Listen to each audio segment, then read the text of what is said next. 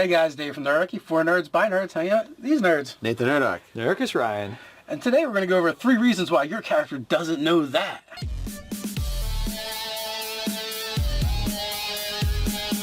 Jump down the description below where you can find Nerdarchy, the newsletter, get weekly tips as well as learn how to game with Nerdarchy. So we had a couple of videos that kind of lead to this video, right? We did one... It all came down to this. It all came down to this. We did one video basically with dragons and wizards, why your castle is useless. We had asked the question.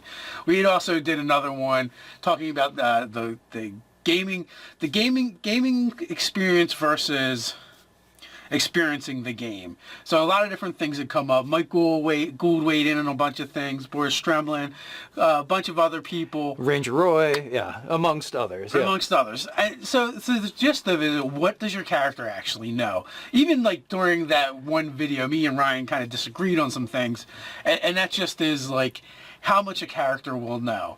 Because you can't really equate your player character's knowledge to the vastness that we have today. Right, yeah. And intelligence doesn't necessarily mean that you utilize that intelligence. So if you have a high intelligence, it doesn't mean it's all full of a whole bunch of things that nowadays people just learn in school. Well, you don't have access to information the way you do now. So limit on access. So there's 3 factors we're going to look at, right? So we're going to look at literacy, the transmission of information, and travel. Right. Essentially. All those are important. So like in many cultures, like way back when, if we're talking about the pseudo-medieval period, most people weren't literate. So it's kind of special that it's assumed that your adventurer is literate, right? Like that's a very deal. I mean, if you go into Dark Sun, like, I mean, if you're playing a pure version of that game, like everyone but a few characters are illiterate in that game world. Don't you had to take yeah, in old versions, right? You had to choose, take literacy, like you expended resources to be literate in that game. It was a proficiency. Unless you were a Templar or a wizard. Yeah, and I was looking at some information. It was like, you know, it was, you can safely say like 20% or less. If you're not talking about the Renaissance, but before that, like medieval Europe, period, like 1000 to 1300, you're looking at like 20% max. No, you know, forget about that, right? Even if you were happen to be literate, right? Someone taught you letters, the chances are that you actually had things to read are even more rare because there wasn't a printing press. You didn't have the internet. You couldn't just type something out and hit print. Some mofo had to hand copy another book that was there. Oh, go ahead. Like, they started religions just so they could put a bunch of monks in a room with books copying them. But like, do this. Well, they chained books to the shelves and stuff. Like, you weren't walking away with that sucker. Yeah. Or they chained, or they kind of like imprisoned you while you were reading stuff and looking at stuff. I don't know. Because books were super valuable, yeah. I don't know if you guys seen the new Doctor Strange movie, but like they had a bit of that in the movie where the books were like in cages on the walls and shit. Yeah. So it's just like that.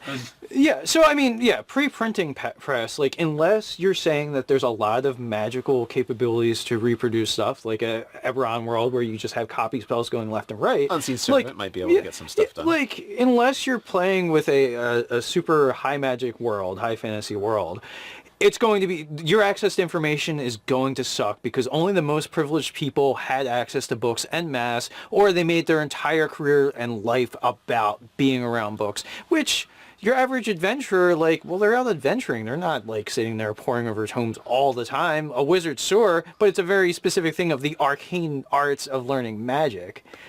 Yeah. Now, Mike Gould had given me and Ted a little bit of a hard time in our castle video. And obviously, we do videos for information, but also to be entertaining, right? And you know, he brought up the very relevant fact that adventurers are not commonplace, dragons aren't commonplace, magic's not commonplace, wizards aren't commonplace. Because if they were, it would change everything. And he goes as far as to describe the world like the adventurers would be literally sole survivors in a post-apocalyptic world. You know, if everyone could know all the things that some people think they should know as an adventuring. But, you know, so we like to take things to extreme sometimes and go, well, what would happen if a dragon comes against a castle? Well, would it make it useless? Well, yes, it would. But what doesn't make it useless is the fact that there's not a ton of castles around. You know, the same thing someone had said, you know, they brought up a good point. Like, if you live in a village near a swamp, and over the generations it's been attacked by trolls. So what you've learned as a villager is if you use fire, you can drive off the trolls. That that's fine. That would be a fact to their lifestyle, and they would understand it because that's what they've been exposed to. But if they had to deal with different monsters, they probably wouldn't know what to do, especially if it's the first time.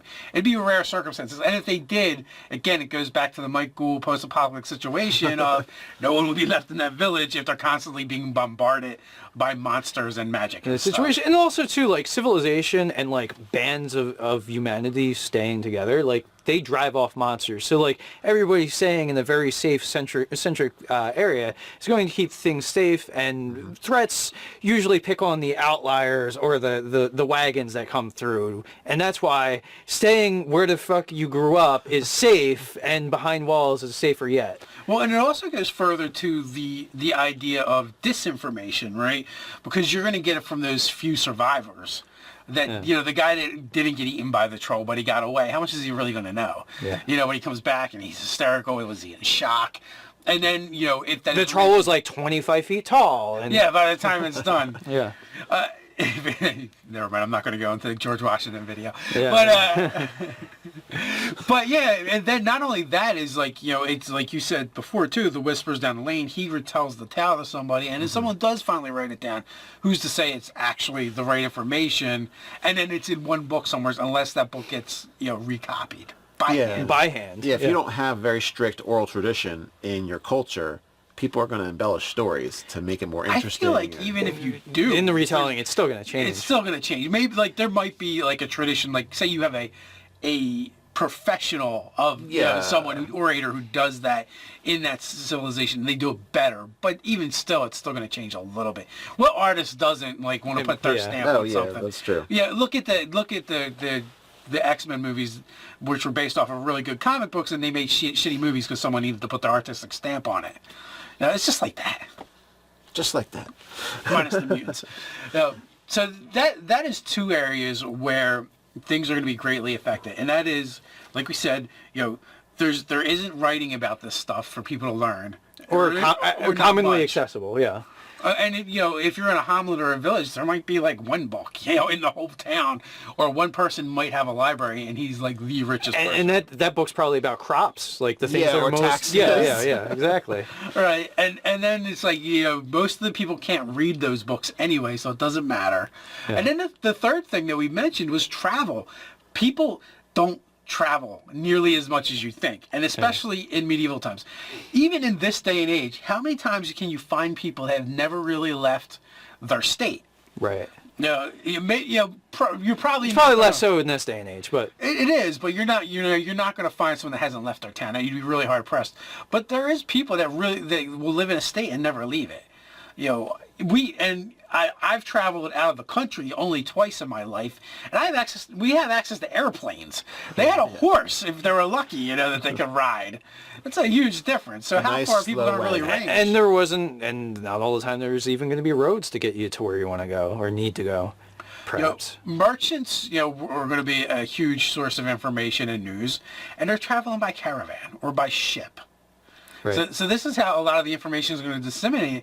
And again, right, what kind of people are going to be drawn to being, you know, in a caravan or sailing a ship? They're probably people that are more likely to embellish, I think. Yeah. And, you know, they're more adventurous. They're going to be exposed to all these different cultures, and who's to say they're going to get it right? I mean, when you think about even our culture, like in the, you know, turn of the 1900s, like how many wars, like battles happen after the treaty had been signed because they didn't get the fucking memo, right? Like, we're still at war. Yeah, like they're still fighting because they don't know that they're not still fighting. And that's just of the 19th century where, like, you know, we had some planes and ships and things like that. So. And now this stuff really just applies if you're playing like a Eurocentric game, you know, based off of, you know, real world medieval times. Again, like if you're playing a higher magic world, then yeah, that's going to change things as well. And then, certainly if you're playing like a modern sci-fi, all this goes out the window because you have access to all this information. Unless the internet gets shut down by EMPs. Yeah, no. That is true. Everybody is stupid brainless people then. Like, you know, like there's Ebron, right? So Ebron is a setting where they actually have newspapers and journalism. It's really the exception. It's the exception to all these discussions. But I feel like, you know, most of the games we're playing in your Forgotten Realms, your Greyhawk, your Homebrews, your Dragonlance, you know, unless you're in a large metropolitan area, you know, the chances of being able to read for most people is like zero. There's, even in those culture centers, it's still not like they had public schools. It's probably the well-heeled that are going to have access to those things. You know, you might know more as a peasant in the city just because you hear more gossip. It doesn't mean... And it's not always correct. It doesn't mean it's correct, and it doesn't mean... It's like this day and age, right? People like to say that we're getting stupider, and it's not necessarily true. We know more than we've ever known. It may not be about relevant stuff. It might be about baseball or celebrities or celebrities. Yeah, exactly. Well, it'd be no different. It's whatever is going to be interesting to those people. I would say, rather than stupid, like more stupid, I would say that people are their knowledge base might be getting bigger, but their competency at using that properly is going down, comparatively speaking. Like a person that was illiterate in the 1300s still knew a lot about crops and seasons if they're in agrarian society. They knew their stuff. It was like very experiential. Expertise. So they had expertise in what they had experienced. So, but now we're like way out, and we're spread very thin. I could draw you a map of the United States, but how useful is that? You know. Well, here's the thing, right? When you look at it that way, when you put it that way, the thing is, you had to spend so much time surviving. That's all you could learn. That's all you could do. There wasn't free time, right? Now people don't have to survive the way they did. That's true. You know, you have a job, you get paid, you buy the stuff that you need. You're not sewing your own clothes, you're not growing your own food, you're not hunting. The vast majority of us, at least, yeah. Well, even those things that people are doing, a lot of them are now done almost like leisure activities. Yeah. You know, there is, that's one of the problems I think the world has, is we don't have as many farmers as we used to. We don't grow as much food as we used to. You know, so that there's the difference too. Like, we have gotten more efficient at farming and land usage and things like that too. So we don't have to know these things that would be considered more valuable information, because it's not necessary. Yeah. It's almost like it's obsolete to us. And if I really needed to know it, I can go on my phone, right, that fits in my pocket, and I can find out the information. EMPs. Well, that is true. That's how you start the post-apocalyptic game. So, I mean, that being said, there was a thing in the comments section of like the ranger being very competent about knowing about monsters. Yeah, sure, locally to like maybe the 6 or 10 mile radius that he might patrol, but monsters like a continent over that are foreign to him, he's not going to know anything about, because he's not going to have access to that information.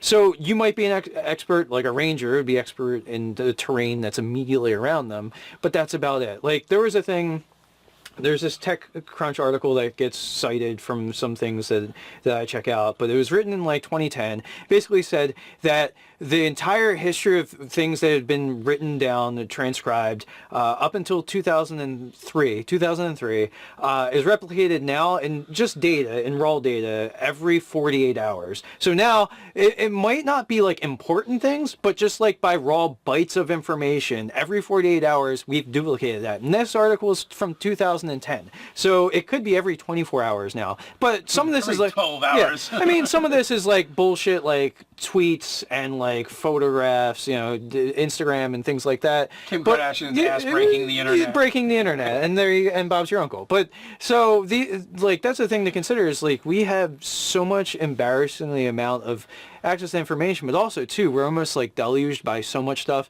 that it's hard to moderate what's vital and important and necessary and what's just like noise. Right, going back to the ranger example, like that ranger may be better at going to someplace he hasn't been before and seeing a monster or an animal or a beast-like creature and analyzing what its capabilities are based on its physiology, based on what he understands from the things he is familiar with. Yeah. But he isn't automatically going to know what it is.